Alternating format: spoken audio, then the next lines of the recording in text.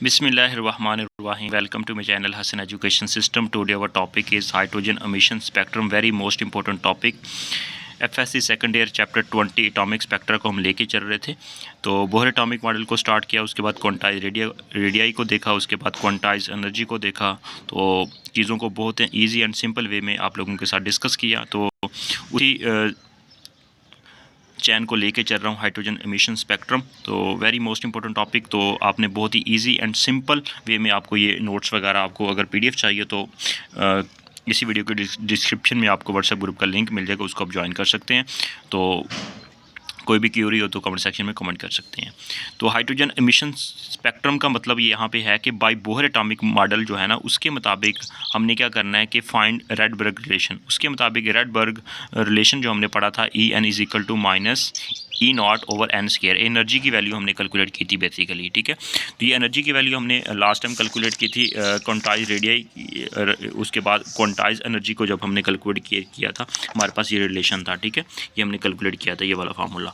तो ये चीज़ें आपस में लिंक है, प्रीवियस वीडियो को लाजमी देखिएगा। ठीक है, तो E N is equal to minus E naught over N square. तो यहाँ पर अगर हम ये हमारे पास इसको अगर पी लिख दें, ठीक है, ये हमारे पास यहाँ पे ये P, यहाँ पे अगर P होगा मतलब N मतलब कि ये आप कोई भी किसी भी ऑर्बिट की बात कर रहे हैं ना, उसके अंदर एनर्जी की बात कर रहे हैं। अगर हम P ऑर्बिट की बात करें तो यहाँ पे P आ जाएगा, यहाँ पे भी P आ जाएगा।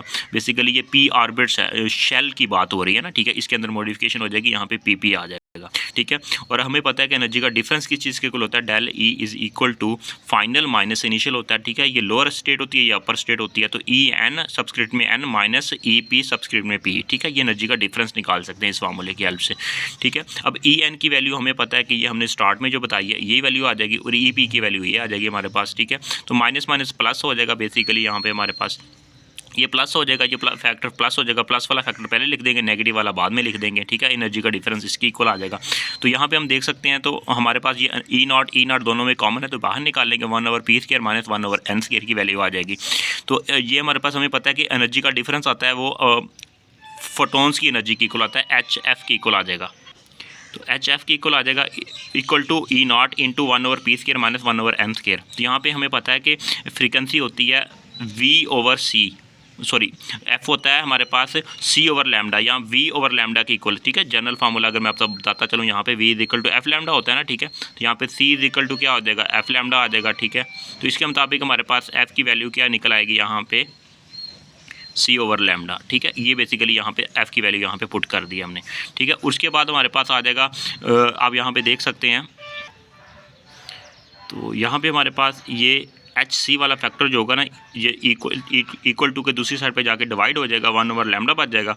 तो यहाँ पे 1 over lambda is equal to E naught over S C, ground state energy divided by S C. H Planck's constant है, सी स्पीड ऑफ लाइट है, तो ये वाला फैक्टर रेडबर्ग कांस्टेंट की इक्वल होता है आर एच। ठीक है, और 1 over P square minus 1 over N square, ये क्वेश्चन बन जाएगी हमारे पास। ठीक है, तो ये फाइनल इक्वेशन है। ठीक है, इस व्यू वेरी इंपॉर्टेंट इक्वेशन है। ठीक है, किसी भी ऑर्बिट के अंदर उसकी ये इसका जो डिमेंशन होती है ना, वो होती है पर मीटर। ठीक है, रेडबर्ग कांस्टेंट जो होता है ना, ये हमारे पास इसकी ये वेवलेंथ जो होती है हमारे, इसका यूनिट होता है पर मीटर की इक्वल होता है। ठीक है, इसको नोट कर ले। फॉर बेलमर की अगर हम बात करें, बेलमर सीरीज के लिए हमें क्या करना पड़ेगा, पी की वैल्यू जो होगी 2 रखेंगे। बेलमर सीरीज जो है वो किसी भी आउटर मोड से सेकंड ऑर्बिट में इलेक्ट्रॉन फॉल करता है तो एनर्जी रिलीज करता है, तो उसको वो एनर्जी जो होगी वो बेलमर सीरीज बनती है। ठीक है, तो पी की वैल्यू 2 है, यहाँ पे पी की वैल्यू 2 आ गई, तो यहाँ पे 1 over 2 square minus 1 over N square, इसीलिए आ जाएगा। ठीक है, hence the Bohr atomic model was right. ये बेसिकली बोहर एटॉमिक मॉडल की बेसिकली ये इंटरप्रिटेशन थी, तो फर्दर उसको इसको क्लैरिफाई किया, प्रूव किया। ठीक है, तो ये आर एच जो हमें पता है कि वो ई नॉट ओवर एस सी के इक्वल होता है। हमने ऊपर ये मॉडिफिकेशन की थी, इसके अंदर वैल्यू पुट की थी, तो इसकी वैल्यू अगर हम पुट करते हैं तो हमारे पास रेडबर्ग कांस्टेंट की वैल्यू होती है 1.09 10 की पावर 7 पर मीटर। ठीक है, जो कि मैंने बताया इसका यूनिट होता है पर मीटर। तो इसकी फाइनली इसकी इक्वेशन हम यहाँ पे लिख देंगे, R H is equal to 1.09 10 की पावर 7 पर मीटर। ठीक है, this is known as Rydberg constant. Very very important value याद रखनी है, एमसीक्यूज वगैरह आ जाता है इसका।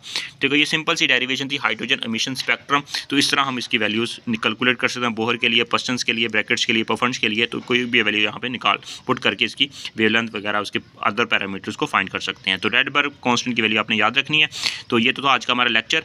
तो उम्मीद करता हूँ ये आपको अंडरस्टैंडिंग होगी। तो इंशाल्लाह नेक्स्ट हम लेके चलेंगे हमारा very very most important topic in modern physics के अंदर, production of the X rays.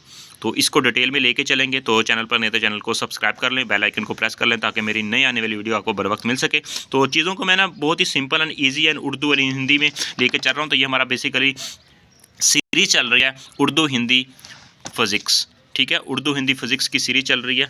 तो इंशाल्लाह मिलते हैं नेक्स्ट वीडियो में। अल्लाह हाफिज़, ऑल दी बेस्ट।